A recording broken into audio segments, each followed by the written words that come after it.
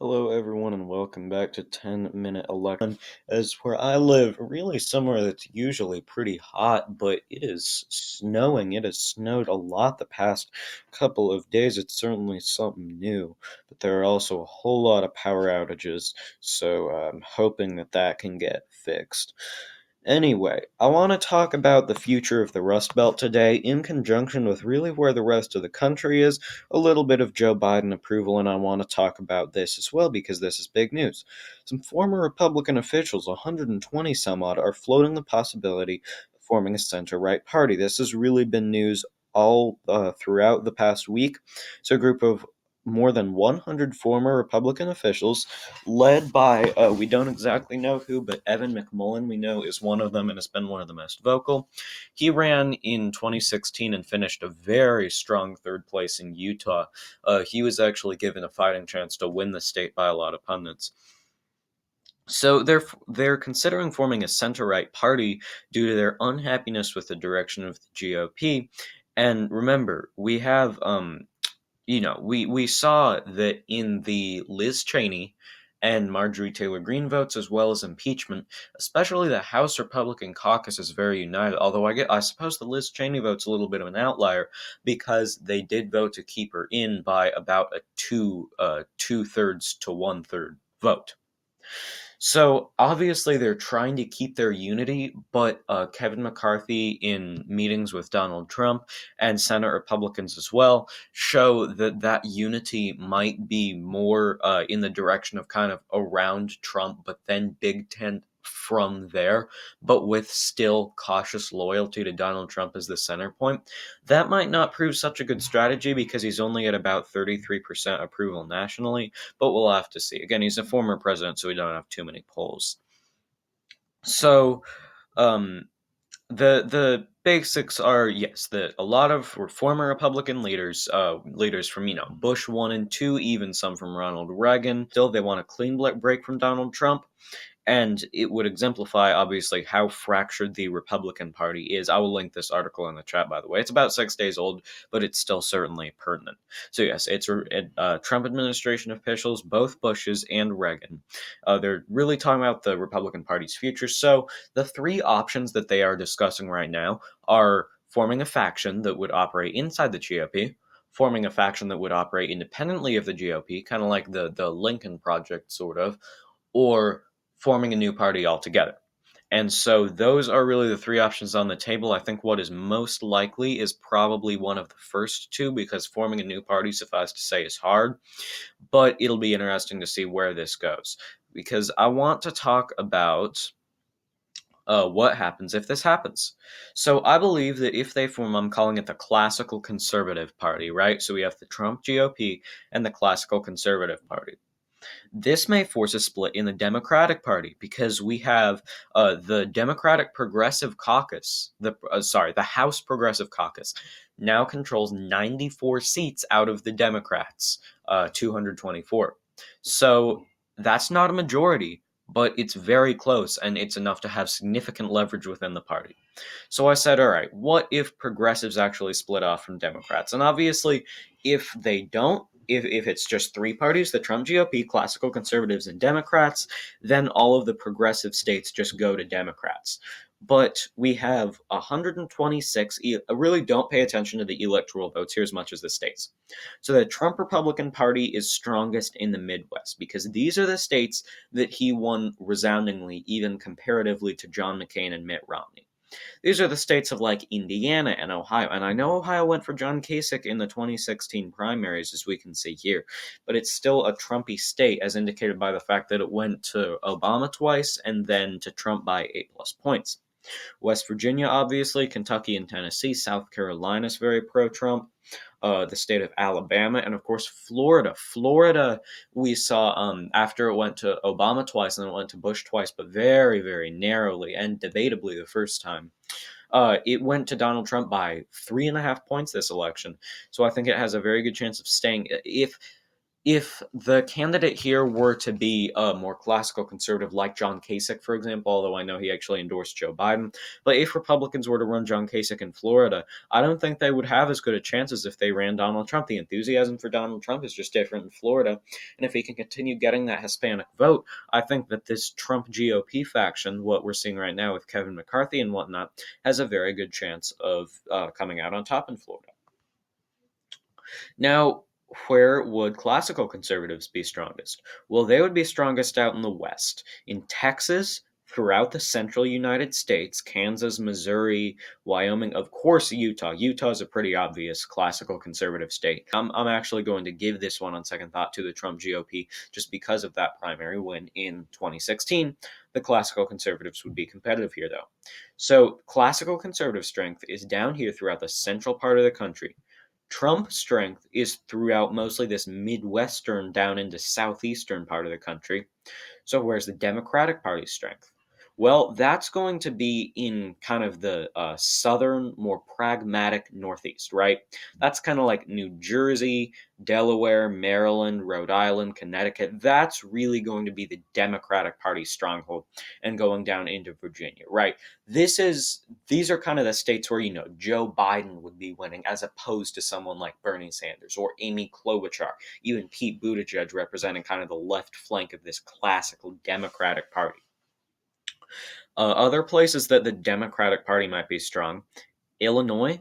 Of course, Illinois is really the only blue in a sea of red between Virginia and Colorado. But Illinois, definitely a classical Democratic state. And then possibly Colorado and New Mexico. These could very easily go progressive. We've seen progressive wins in primaries and caucuses.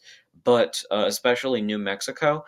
And I'm just thinking about, like, because we're not just operating in a primary system, now we're operating in a four-party system, and I do think that may make these states go more moderate, although Nevada, Bernie Sanders won so overwhelmingly, I will put in the progressive category.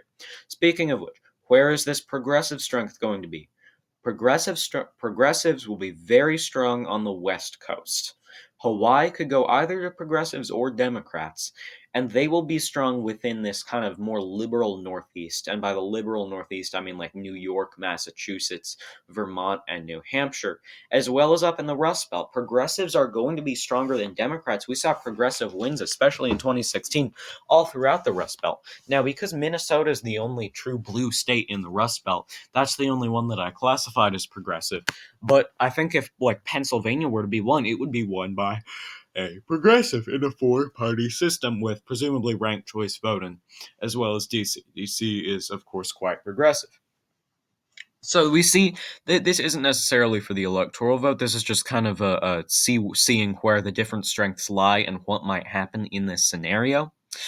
And we see, tying back to the theme of this video, although I've gone pretty off topic from that, the Rust Belt pretty much determines it, because all four parties will be relatively strong in the Rust Belt.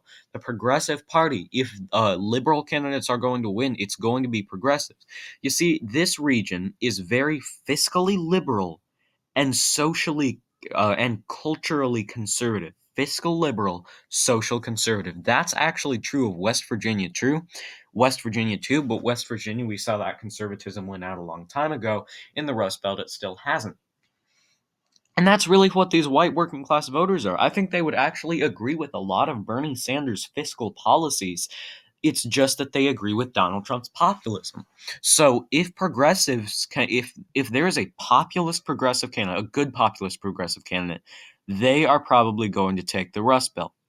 Democrats could be strong here as well. We have seen classical Democrats like Tony Evers run and win in these states. Classical conservatives, actually not so much, because their whole deal is that they are fiscally conservative, culturally moderate. That's a really bad fit for this area. But the Trump GOP, which is culturally populist conservative, I would say, which is exactly what this region is, fiscally somewhat questionable, supposedly conservative, but it's kind of hard to tell sometimes. Uh, the Trump GOP could win here as well.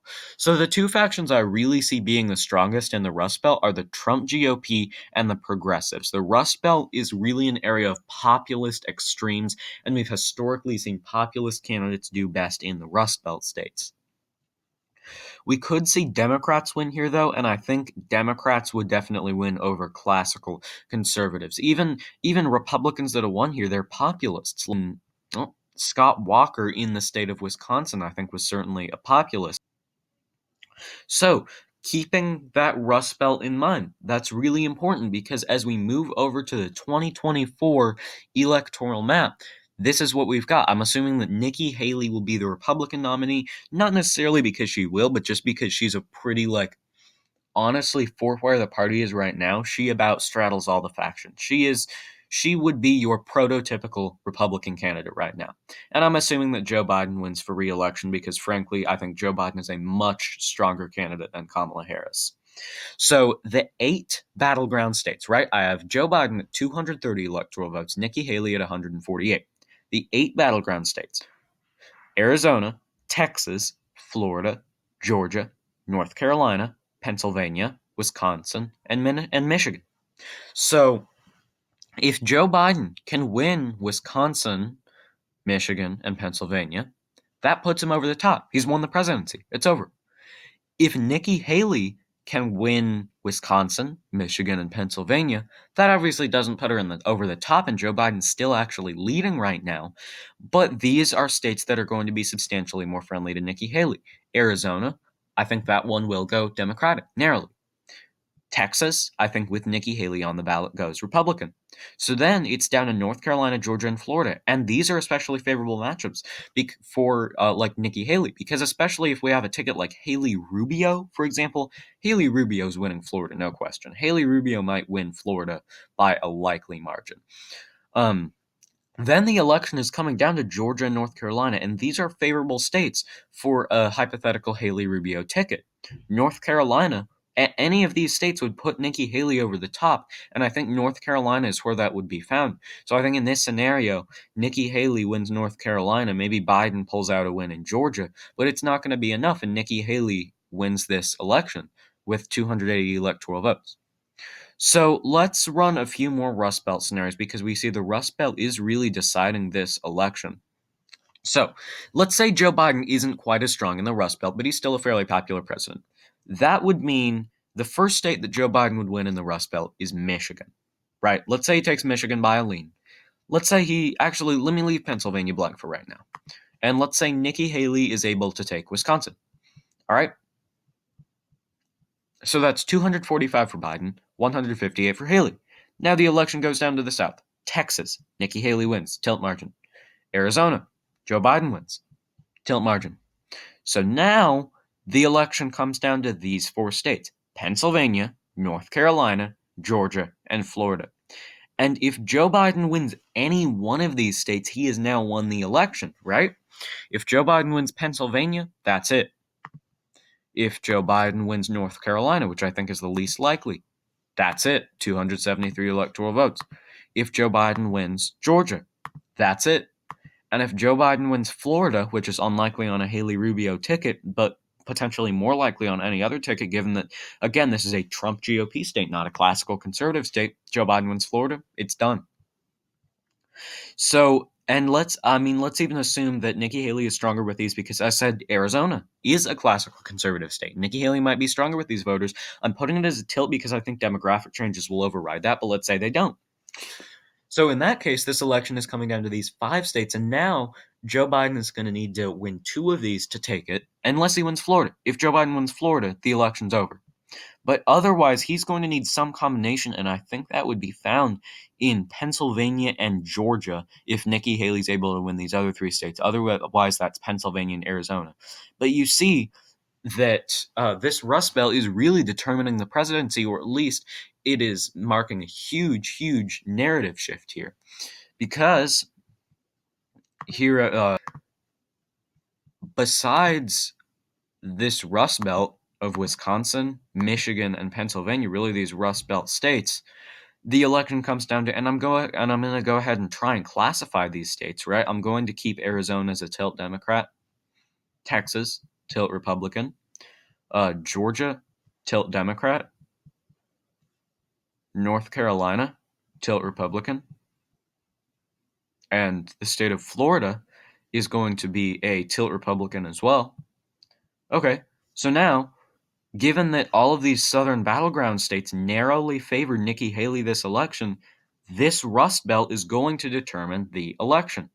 Now, if we look toward 2028, because 2028 is where it gets interesting, and 2028 is actually where it gets really good for the Democratic Party.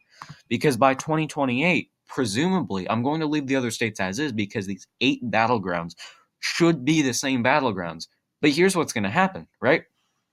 State of Texas, demographic shifts have made that a lean Democrat. Tilt Democrat. Arizona is now a lean Democratic state. Georgia, lean Democrat. Florida is a tilt Democrat now. North Carolina is a toss-up. Pennsylvania, Wisconsin, and Michigan don't even matter because Democrats are winning throughout the South.